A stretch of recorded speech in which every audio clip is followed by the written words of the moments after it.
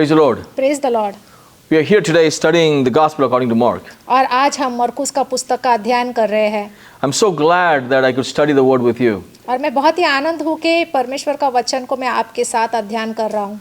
So turn with me to Mark's Gospel, chapter 14. और आप अभी मेरे साथ मरकुस का अध्याय 14 में आए We're going to study from verse 12 onwards. और हम 12वां वचन से पढ़ेंगे। अख़मीरी रोटी के पूर्व के पहले दिन जिसमें वे फसह का बलिदान करते थे, उसके चेलों ने उससे पूछा, तू क्या चाहता है कि हम जाकर तेरे लिए फसह खाने की तैयारी करें? See, the Passover is a big festival. और फसह का जो त्योहार है वो बहुत ही बड़ा त्योहार है। So it's almost 10 lakh people come to Jerusalem for celebrating or taking part in the Passover.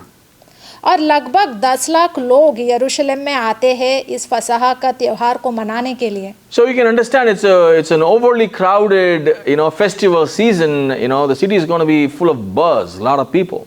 और हमें ये समझ में आता है कि इस त्योहार के मौसम में बहुत ज़्यादा भीड़ हो जाती है, सब जगह पे आवाज़ होती है। So we can also understand that people would have made reservations beforehand for the Passover's event, wherever they're going to meet, spend time with, or eat the food. और इस समय में ऐसा है कि वो लोग पहले से ही आरक्षण कर लेते हैं कि वो कहाँ पे रहने वाले हैं, खाने का बंदोबस्त सब कुछ किया जाता है। And it's the first day, so the disciples are asking, okay, the first day of the feast, Jesus, when everyone is just killing the Passover lamb, they're asking, okay, Jesus, what is the plan?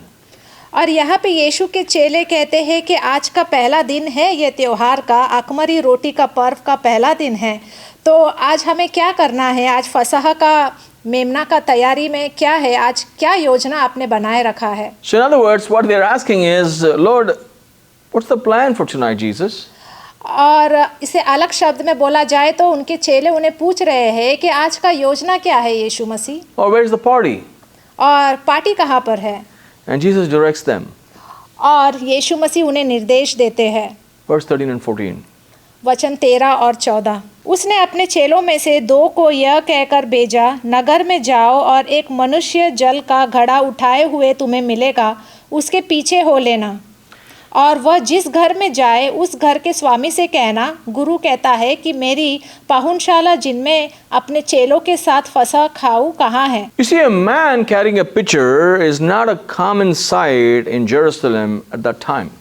और एक व्यक्ति घड़ा लेकर पानी भरने के लिए जा रहा है, ये बहुत ही आम तरीके से नहीं होता। Generally in that culture, only women go out and fetch water. और उस संस्कृति में ऐसा है कि सिर्फ जो औरतें हैं, महिलाएं हैं, वही बाहर जाके घड़ा ले जाते हैं और पानी भर के ले आते हैं। If it happens to be a man, then it happens to be a slave or a man who's chosen not to have a woman in the house. अगर कोई पुरुष घड़ा लेकर पानी भरने के लिए जाता है तो या तो फिर वो दास हो सकता है या तो फिर घर पर कोई औरतें नहीं है और इसलिए वो जा रहा है। So the words say to the owner, from this we know that the man who carried the pitcher probably was a slave. और यहाँ पे वचन में कहा गया है कि मालिक से कहना, तो इसका मतलब ये है कि जो ये व्यक्ति है जो पानी भरने के लिए गया है ये एक दास है। So basically Jesus gave these 2 guys a sign they can't miss. और यहाँ पे यीशु मसीह ने उन्हें 2 चिन्ह दिया जो उसे वो गवा नहीं सकते। And the interesting part is Jesus nor the Bible mentions the name of these 2 disciples who went out. और यीशु मसीह और ना ही बाइबल में इसके बारे में बताया गया है कि जो 2 चेले थे उनका नाम क्या था। So Jesus sent 2 disciples whose names are not mentioned. I believe Jesus didn't want Judas to know where he was going for dinner that night. हो सकता है कि यीशु मसीह ने उनका नाम लेके उन्हें नहीं पुकारा और उनके दोनों शिष्यों को बाहर भेजा ताकि वो शायद हो सकता है कि वो चाहते थे कि यहूदा को इसके बारे में पता ना चले कि वो भोजन करने कहाँ जा रहे हैं। Because Judas is intending to betray Jesus. क्योंकि यहूदा ने पहले से ही योजना बनाए रखा था कि वो यीशु को धोखा देने वाला है। And I believe the time hasn't come for Jesus to be betrayed.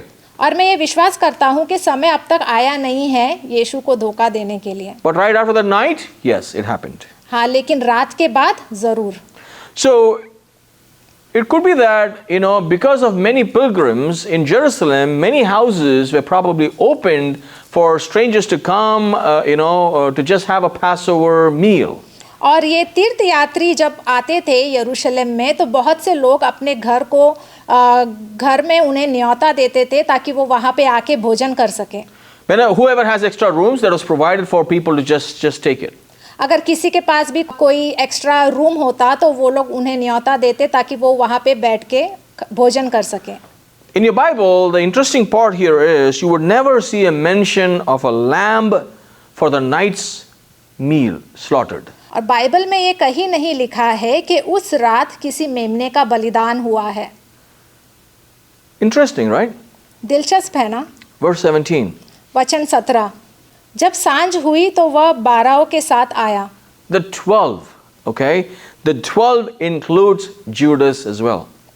और यहाँ पे 12 करके कहा गया है, इसका मतलब ये है कि यहूदा भी उनके साथ था. So Jesus didn't avoid Judas. तो यीशु ने यहूदा को नकारा नहीं. He let him come. यीशु ने उन्हें भी आने दिया. And it gets more interesting here, you see. और अगर आप आगे देखेंगे तो ये और दिलचस्प हो जा रहा है. Do you think Jesus didn't know what Judas was up to? क्या आपको लगता है कि यीशु को नहीं मालूम था कि यहूदा का क्या योजना था? No, he knew. वो सब कुछ जानते थे. Verse 18. वचन 18. जब वे बैठे भोजन कर रहे थे तो यीशु ने कहा, मैं तुमसे सच कहता हूँ कि तुम में से एक जो मेरे साथ भोजन कर रहा है मुझे पकड़वाएगा. Truly I say to you, one of you will betray me, one who is eating with me. और मैं सच कहता हूँ कि जो मेरे साथ यहाँ पे भोजन कर रहा है उसमें से एक मुझे धोखा देने वाला है. So we can understand that Jesus knew very well that Judas is up to betraying Jesus. और इससे हमें ये साफ साफ पता चलता है कि यहूदा ने पहले से ही निर्णय किया था कि वो यीशु को धोखा देगा. Jesus is omniscient. यीशु मसीह सर्वज्ञानी है. He knows everything. वो सब कुछ जानते हैं. And yet he let Judas come close to him and have dine with him. लेकिन फिर भी यीशु ने उसे आने दिया, उसके साथ भोजन करने दिया, उसके साथ समय बिताने का मौका दिया. Again, I want to see that Jesus gave Judas an opportunity to repent in this place with all the other disciples. और मैं वापस से ये कहना चाहूँगा कि यीशु ने यहाँ पे यहूदा को फिर से अवसर दिया कि वो पश्चाताप करें. Judas could have changed his heart. हो सकता है कि यहूदा ने अपना दिल बदला होता. It's possible that, some people could have even convinced Judas if he came out and confessed, things could have changed for Judas.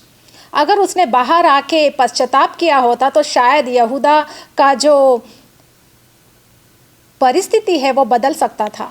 It's possible Judas, if he confessed and told Jesus, Jesus would have forgiven him. हो सकता है कि अगर उसने यीशु मसीह के पास आके पश्चाताप किया होता कि उसकी गलती क्या थी तो यीशु मसीह ने उसे माफ किया होता. But I believe Judas, felt that Jesus has let him down. मुझे ऐसा लगता है कि यहूदा को लगा कि यीशु ने कहीं उसे निराश किया है. Probably Judas thought there's no future. Jesus is saying that he's going to die soon, and I see these Pharisees are still powerful. There's no future following this man. It's better to just side the Pharisees and get favor with them because they're going to be there tomorrow. कहीं ना कहीं यहूदा को ये लगा कि शायद यीशु मसीह सफल नहीं रहेंगे और उनका अंत होने वाला है, तो बेहतर यही है कि वो याजक के साथ रहे और शास्त्री के साथ रहे क्योंकि वो लोग ज़्यादा जानते हैं. He picked a side. और वो उनका साइड में गया. Many times we take this decision to separate from somebody, a brother or sister or our friends and family members, due to this reason that we feel let down by them. बहुत बार ऐसा होता है कि हम अपने दोस्तों से, अपने परिवार से अलग हो जाते हैं क्योंकि हमें लगता है कि उन्होंने हमें धोखा दिया या उन्होंने हमें निराश किया है. It's possible that we nurture anger, bitterness against this person and kind of don't want to see them again. So we go to the other side, of the group and we kind of betray them sometimes. और ऐसा भी होता है कि हमारे मन के अंदर इतना कड़वाहट आ जाता है कि हम उनसे दूर रहना ही पसंद करते हैं. We've all probably taken this attitude sometimes about saying, I will show them who I am because they let me down in front of others. और कभी कभी हम ऐसे स्वभाव में आ जाते हैं कि हम उन्हें सबक सिखाने के लिए कुछ भी करने के लिए तैयार होते हैं। हम बोलते हैं कि देखो अभी मैं उसे सबक सिखाऊंगा क्योंकि उसने मुझे धोखा दिया। Yeah, all of us are sinners. We do that. और हम सब पापी हैं और हम लोग सब ये करते हैं। We are no different than Judas. और हम भी यहूदा की तरह है। So Jesus treated Judas, if you see, with the same value he treated the other disciples. अगर हम देखें तो यीशु ने यहूदा के साथ भी वैसा ही बर्ताव किया जैसे उन्होंने अपने दूसरों चेलों के साथ किया। He didn't exclude Judas. उसने यहूदा को अलग नहीं रखा। Look at his love. उनके प्रेम को देखो। If it was me, I would have said, did he do that? Did he? If I ever see him again, I would probably cut his legs. अगर मैं होता उस जगह पर तो मैं बोलता कि क्या उसने मेरे साथ ऐसा किया, उसने मुझे धोखा दिया, अभी मैं उसका पैर को तोड़ दूंगा। Or we will say, let him come, I will show him who I am. या तो फिर हम कहेंगे उसे आने तो दो, फिर मैं बताता हूँ कि मैं कौन हूँ। But Jesus was not so. लेकिन यीशु ने ऐसा नहीं किया। He is always loving, he is always gracious. और यीशु हमेशा हमसे प्रेम करते हैं और वो हमेशा अनुग्रह दिखाते हैं। It's very clear in verse 18 that Jesus is saying, that one who is with me, eating now, will betray me. और यहाँ पे साफ साफ 18वां वचन में लिखा है कि मैं तुमसे सच कहता हूँ कि तुम में से एक जो मेरे साथ भोजन कर रहा है मुझे पकड़वाएगा। Verse 19, see what is the response he gets. वचन 19 में देखे कि वो कैसे उत्तर देते हैं। उन पर उदासी छा गई और वे एक एक करके उसे कहने लगे, क्या वो मैं हूँ? They said, is it I? Is it I? In other words, they said, not me. There is a difference between is it I versus not me. और उन्होंने ये पूछा कि क्या वो मैं हूँ? नहीं, मैं नहीं हूँ। It is I, or is it I, shows that they're unsure if they are going to do this, or is it Jesus talking about them? जब उन्होंने कहा क्या वो मैं हूँ, तब उन्हें मालूम नहीं था कि क्या वो सच में ऐसा करने वाले हैं यीशु मसीह के साथ। उन्हें मालूम नहीं था। If I would say, is it I, basically I'm unsure, is Jesus talking about me? क्या वो मैं हूँ, इसका मतलब ये है कि हमें मालूम नहीं है कि क्या यीशु मेरे बारे में बोल रहे हैं। And if the response is not me, basically that's a denial. You know what? No, I'm not going to do that. What is this? I mean, why would Jesus say something like this? No. अगर वो उत्तर देते हैं मैं नहीं, इसका मतलब ये है कि मतलब वो यीशु के सवाल को वहाँ नकार रहे हैं। What would you say? आप क्या कहेंगे? What would be your response in the situation? आपका क्या जवाब होगा उस परिस्थिति में? If we ask ourselves this question, what do you think will be our answer? अगर कोई हमसे ये सवाल पूछता है तो हमारा जवाब क्या होगा? It's important we should ask this question.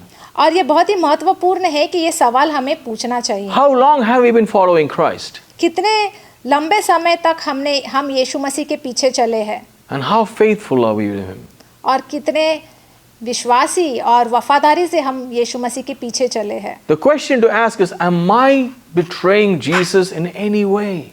सवाल ये है कि क्या मैं किसी तरीके से यीशु मसीह को धोखा दे रहा हूँ? Do I break my commitment and क्या मैंने अपने प्रतिबद्धता को तोड़ा है? am I faithful to Jesus or am I faithful to my feelings? क्या मैं यीशु के प्रति वफादार हूँ या अपने भावनाओं के प्रति वफादार हूँ? It's a reflection question, What are those things I do thinking, hey, nobody sees me doing this, nobody knows, or it doesn't matter. और कभी कभी ऐसा है कि हम जो भी चीज़ सोच रहे हैं हम ये सोचते हैं कि अरे कोई नहीं देख रहे हैं तो चलेगा। We may oftentimes do things to hurt others thinking, they must be taught a lesson. और बहुत बार हम ये भी सोचते हैं कि उन्हें सबक सिखाना चाहिए। But Jesus, look at him. He's so gracious. He loved Judas.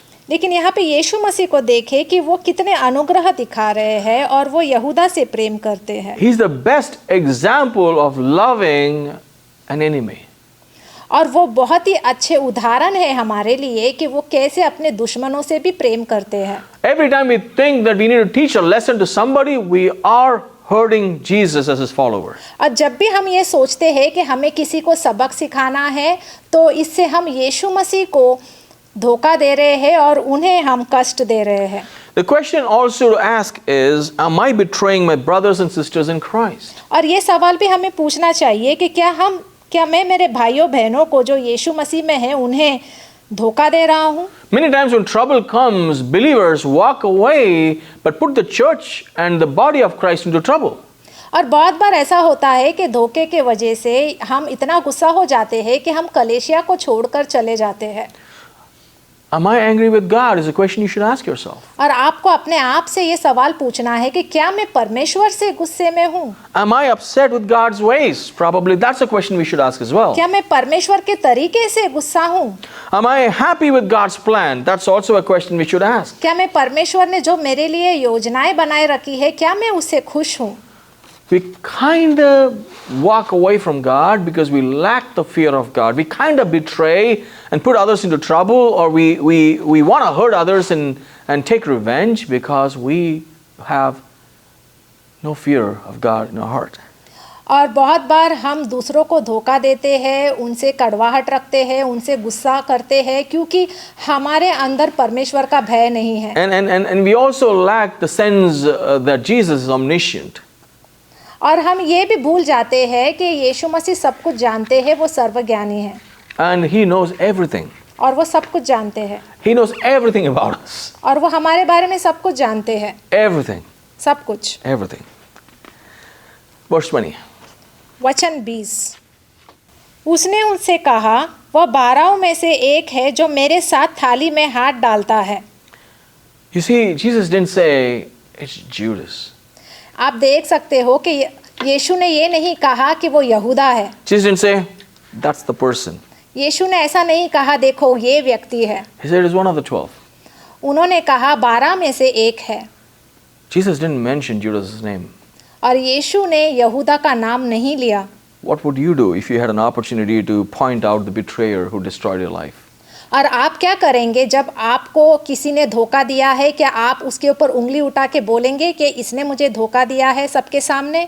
Brother, sister, we need to learn this from Jesus. भाइयों बहनों, हमको यीशु मसीह से ये सीखना चाहिए। He did say he is one of us. उन्होंने ये जरूर कहा कि वो 12 चेलों में से एक है। And also remember that Jesus considered these guys to be his own family.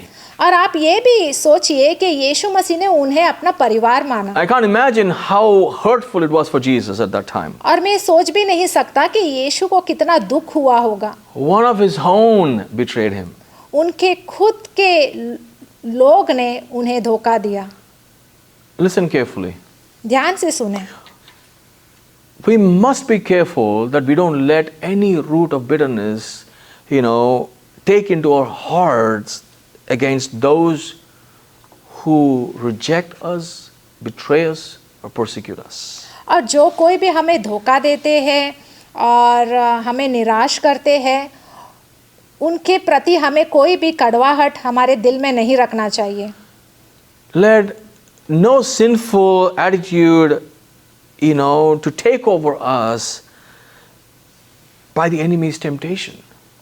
और किसी भी तरह का पाप का स्वभाव हमारे अंदर नहीं आना चाहिए अगर किसी दुश्मनों के प्रलोभन के कारण। We are all frail and weak, क्योंकि हम सब कमज़ोर हैं। And it may become possible for us to nurture bitterness and anger, and we let sin come into our heart, and in the process we betray Jesus and we walk away from him and take revenge upon those people who hurt us. और कड़वाहट के कारण ऐसा होता है कि हम दूसरों से नफरत करते हैं और हम पाप कर जाते हैं और हम यीशु मसीह को धोखा देते हैं। And we must always lean on the Lord and depend on him. इसलिए हमें हमेशा यीशु मसीह के ऊपर निर्भर होना चाहिए। Learn from him. उनसे सीखे। Ask him, Lord, teach me how to handle the situation. परमेश्वर से पूछे और बोले कि परमेश्वर मुझे सिखाओ कि मुझे कैसा व्यवहार करना Tell him, चाहिए। Lord, I'm so angry and I don't know how to deal with this. परमेश्वर मुझे बहुत गुस्सा आ रहा है, मुझे नहीं मालूम मुझे इस समय क्या करना चाहिए। Don't depend on your self-convictions at that time. आप आपके आत्मविश्वास के ऊपर निर्भर ना हो। Don't say that I need to let them know who I am. ऐसा भी ना सोचे कि हाँ मुझे उसे सबक सिखाना है और मुझे बताना है कि मैं कौन हूँ। But if you are able to forgive somebody when you walk into this place where they are existing, they are also there, don't even act like, you're so holy again. Don't think like, oh, I have forgiven him, I'm such a holy person. और जब ऐसा कोई लोगों के साथ आप सामना करते हो जिन्होंने आपको धोखा दिया है, तो उसके सामने आप ऐसा बनने की कोशिश ना करें कि आप कितने पवित्र हैं। Be careful. ध्यान दें। Verse 21. वचन 21, क्योंकि मनुष्य का पुत्र तो जैसा उसके विषय में लिखा है, परंतु उस मनुष्य पर हाय जिसकी द्वारा मनुष्य का पुत्र पकड़वाया जाता है। यदि उस मनुष्य का जन्म ही ना होता तो उसके लिए भला होता। Two things. दो चीज। The first one is, पहला चीज, whether Judas betray or not, Jesus is saying he was about to die on the cross at the appointed day. अगर यहूदा ने उसे धोखा दिया होता या ना होता, लेकिन फिर भी यीशु मसीह का एक चुना हुआ दिन था जहाँ पे वो ज़रूर क्रूस पे चढ़ने वाले थे, It was God's plan. क्योंकि ये परमेश्वर का योजना था। God needs no help from man to fulfill his plan. और परमेश्वर को किसी की मदद की ज़रूरत नहीं है उनकी योजनाओं को पूरा करने के लिए। We may hear from many who say that Judas was part of that plan, that he went in and fulfilled God's plan. और बहुत से लोग ये भी कहते हैं कि यहूदा जो है परमेश्वर के योजना का भाग था। I don't agree with them. मैं उनसे सहमत नहीं हूँ। God doesn't tempt us to sin. परमेश्वर हमें प्रलोभित नहीं करता पाप करने के लिए। That's why इसलिए I don't agree with them. इसलिए मैं उनसे सहमत नहीं हूँ। God doesn't tempt us to sin. परमेश्वर हमें पाप करने से प्रलोभित नहीं करता। This was entirely Judas's rebellion. ये सब कुछ यहूदा का विद्रोह के कारण हुआ He intended to do this. और ये उसने जानबूझकर किया The reason he knows. और उसका कारण उसे मालूम है, We don't know. हमें नहीं मालूम। The second thing is, दूसरा चीज है, Jesus said it would be better for that man if he had not been born. और यीशु ने कहा कि बेहतर यही होता कि उस मनुष्य का जन्म ही ना होता। It's like his entire life was a waste. ये ऐसा है कि उसका पूरा जीवन ही बर्बाद हो गया। The Creator God, Jesus himself, saying that, it's a harshest statement I see Jesus ever said about an individual. और मैं देखता हूँ कि ये बहुत ही कठोर वाक्य यहाँ पे यीशु ने कहा एक व्यक्ति के बारे में। It is one way true that without Jesus, our life is wasted. और एक तरीके का ये बात सही है कि यीशु मसीह के बगैर हमारा जीवन में कुछ भी नहीं है, वो बेकार है। On the other hand, this man had the greatest privilege, of all mankind to see, touch, hear, spend time with, eat with the Son of the Most High God. और हम एक साइड में ये भी देखते हैं कि यहूदा के पास वो पूरा उसे अवसर था कि मानव जाति में वो एक परम प्रधान परमेश्वर के पुत्र को वो देख सकता था, छू सकता था, सुन सकता था। But he chose to reduce his relationship as a betrayer of the Holy One. लेकिन उसने यहाँ पे चुना कि वो यीशु मसीह को धोखा देना चाहता था। What a tragedy. ये बहुत ही दुखद घटना है। It would have been better for that man if he had not been born, said Jesus. बेहतर यही होता कि वो मनुष्य जन्मा ही नहीं होता, ऐसा यीशु मसीह कह रहे हैं। Even now he had a chance to turn away from this path. अभी भी उसके पास मौका था कि वो पश्चाताप कर सकता था, अपने रास्तों को बदल सकता था। Unfortunately, he didn't. लेकिन दुर्भाग्य की बात यह है कि उसने ऐसा नहीं किया। Judas by no means can justify this to God on the judgment day. That was his intention to fulfill God's plan to betray Jesus. और न्याय के दिन में वो खड़ा होकर ये जवाब नहीं दे सकता परमेश्वर को कि उसने जो कुछ भी किया वो परमेश्वर के योजना के अनुसार किया। I believe this is a warning to all of us. और ये मैं मानता हूँ कि ये हम सब के लिए एक चेतावनी है। We must understand how precious is an opportunity for us to know Jesus and to have the Holy Spirit. और ये कितना महत्वपूर्ण है हमारे लिए कि हमें एक अवसर दिया गया है जहाँ पे हम यीशु मसीह को जान सकते हैं, पवित्र आत्मा को अपना सकते हैं। We can't take this life that we got in this world to live with Christ lightly. और इस दुनिया में हम यीशु मसीह को ऐसे साधारण तरीके से नहीं ले सकते। Also, if you're a follower of Christ, remember this. अगर आप यीशु मसीह के पीछे चलने वाले व्यक्ति हो तो ये याद रखो Your life is not a waste of time. कि तुम्हारा जीवन एक समय का बर्बादी नहीं है। You matter to God, आप परमेश्वर को मायने रखते हो, no matter what others think. ये मायने नहीं रखता कि दूसरे लोग आपके बारे में क्या सोचते हैं। All right? ठीक है, God bless you. परमेश्वर आपको आशीष दे। Let's pray. हम प्रार्थना करेंगे। Father, we love you. Thank you for your Son, Jesus Christ, who came for us and took our place on the cross, gave his life and sacrificed himself and rose on the third day. It's so wonderful to know and talk about him and study about him and your plan of salvation for us from your word. Thank you for your word. Thank you for this opportunity. Lord, redeem us. Redeem us. Save us, Lord. Help us to walk after you like you amidst all sorts of challenges. Help us to be faithful to you, to be true followers of you. Thank you, Lord, for this privilege of knowing you. In Jesus' name I pray. Amen. आमीन। God bless you. परमेश्वर आपको आशीष दे। Thank you for joining us. धन्यवाद हमसे जुड़ने के लिए। Praise the Lord. मैं आशा करता हूँ कि आप लोग अच्छे होंगे और वचन के अंदर आप और भी बढ़ रहे होंगे और उसे सीखने की इच्छा भी रख रहे होंगे। लेकिन मैं आपको एक और बात बता देना चाहता हूँ, अगर आप इस वचन को और भी गहराई से समझना चाहते हैं और खुद पढ़ना चाहते हैं तो मैं आपको बता दूँ कि हमारा एक ऑनलाइन सेमिनार होने वाला है। और अगर आप पास्टर जोस के सिखाने के तरीके से आकर्षित हुए हैं तो मैं आपको न्योता देता हूं कि आप दिए गए नंबर पर कॉल कीजिए या फिर व्हाट्सएप कीजिए। हम आपको एक लिंक देंगे, आप उस फॉर्म को फिल कीजिए और जैसे भी डेट होगा सेमिनार का आपको बता दिया जाएगा। तो आप और भी गहराई से वचन को सीख पाएंगे और अपने आप वचन का अध्ययन कर पाएंगे। सुनने में कितना आकर्षित लग रहा है, सही है कि नहीं? तो आप बिल्कुल वेट मत कीजिए, कॉल कीजिए, हमें व्हाट्सएप कीजिए और जल्द से जल्द रजिस्ट्रेशन कीजिए। और परमेश्वर आपको जो सिखाना चाहता है उसके लिए देरी मत कीजिए। परमेश्वर का वचन कहता है, दो तो तुम्हें दिया जाएगा। आज मैं आशा करता हूं कि आप इस सेवकाई के द्वारा आशीषित हुए होंगे। अगर आप हमारी सेवकाई में किसी भी तरीके से मदद करना चाहते हैं तो इस दिए गए डिटेल पर आप अपनी मदद हमें भेज सकते हैं। शुक्रिया।